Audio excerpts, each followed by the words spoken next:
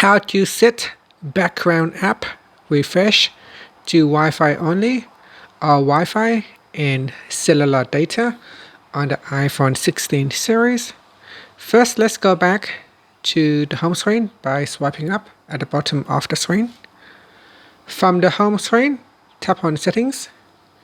Now in Settings, scroll down and then tap on General. After that, we scroll down and in here, tap on Background App Refreshed. Now at the top here, tap on Background App Refresh. And in here, you can choose either to use Wi-Fi only or both Wi-Fi and cellular data. And after that, tap on the back key to go back to your background app refresh setting page, or swipe up to go back to the home screen. Thank you for watching this video. Please like and subscribe to my channel for more videos.